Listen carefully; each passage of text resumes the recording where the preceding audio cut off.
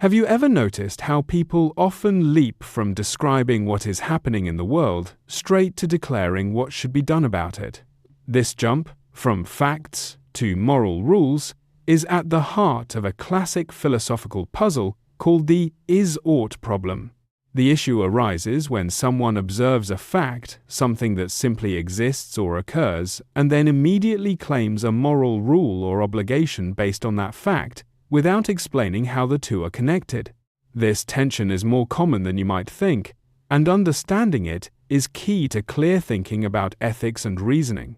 Let's break down exactly what this problem is and why it matters. Let's clarify the difference between is and ought. An is statement tells us a fact about reality, something that exists or happens. For example, cyanide is deadly. An ought statement, on the other hand, tells us what we should do, like, you shouldn't use cyanide.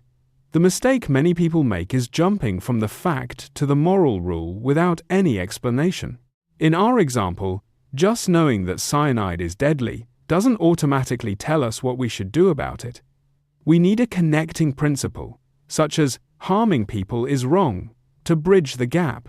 Without this bridge, the argument skips a crucial step and loses its logical foundation. So why does this distinction matter? Facts alone can't tell us what's right or wrong. To move from an observation to a moral conclusion, we need a principle that connects the two. Without that step, the argument doesn't actually work. When people skip the crucial step of connecting facts to morals with a principle, they often fall into logical traps. For example, the naturalistic fallacy assumes that if something is natural, it must be good. The appeal to tradition claims that if something has always been done, it must be right. And the mass appeal fallacy argues that if everyone accepts something, it must be moral. All of these mistakes try to turn facts into moral rules without a real bridge. Remember, you can't get an ought from an is without a reason in between. Next time you hear someone jump from a fact to a moral claim, pause and ask, what's the principle connecting the two? This simple question can reveal whether their argument is logically sound or if it's missing a crucial step. Remember, facts are important, but they don't automatically tell us what we should do.